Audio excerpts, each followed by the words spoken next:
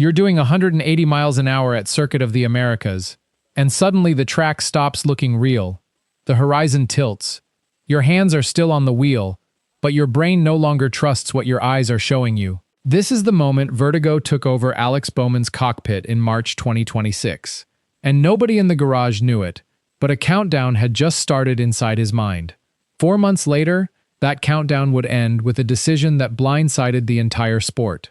Alex Bowman, now 33, has driven full-time for Hendrick Motorsports since 2018, taking over the seat once held by Dale Earnhardt Jr.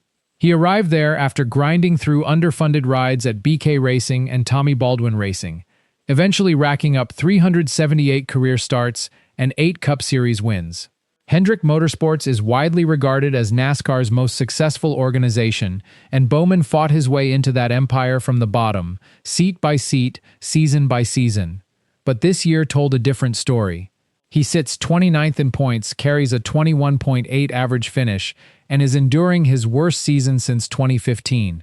For months, fans and insiders assumed 2026 would be the year Hendrick quietly moved on from him and handed the seat to a younger name. Instead, the sport got a twist nobody predicted.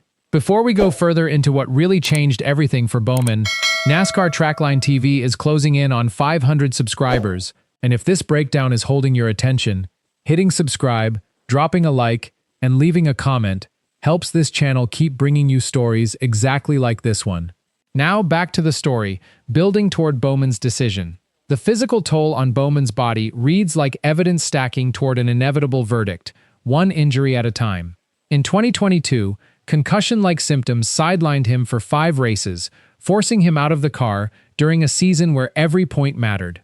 In 2023, a sprint car crash fractured a vertebra, cost him 3 races, and left him with an injury he admits still bothers him today. That pain never fully left him.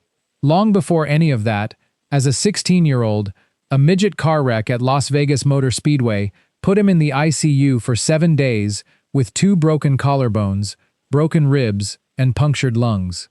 His body has been absorbing damage since he was still a teenager, long before Cup Series cameras ever found him.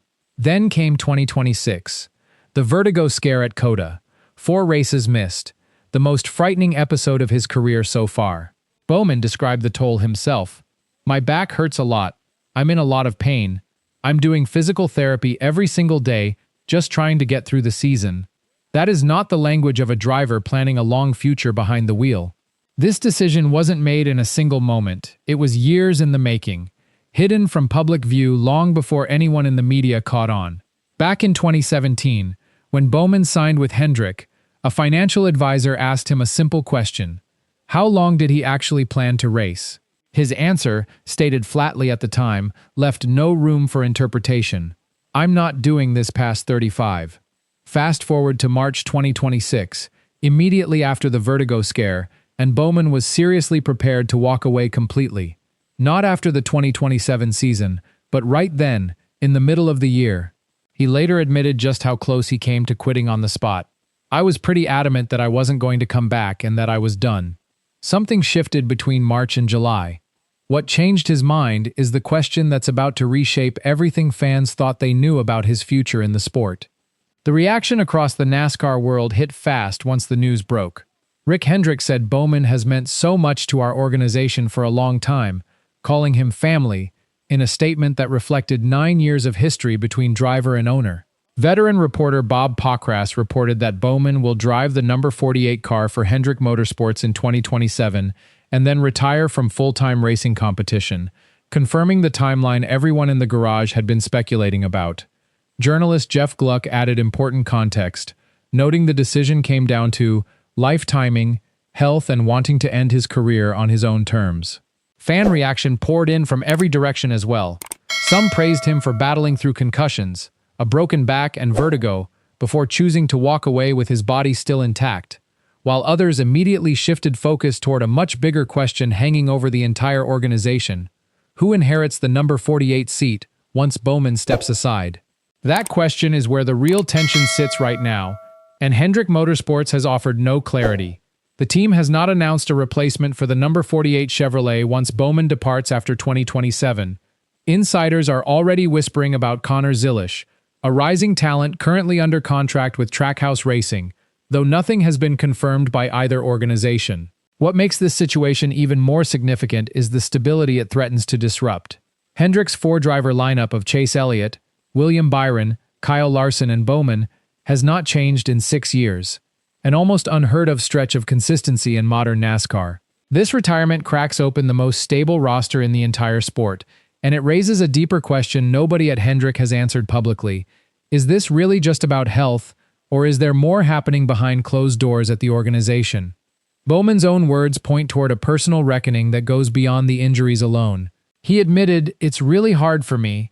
It is everything I have every single day," describing a level of commitment that leaves little room for anything else in his life. He also spoke candidly about how the sport followed him home after difficult weekends. "I don't want to be a dad when I'm coming home mad from races."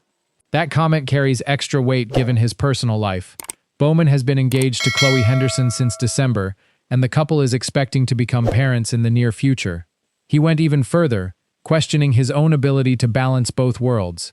"Some people can balance it a lot better and have more success.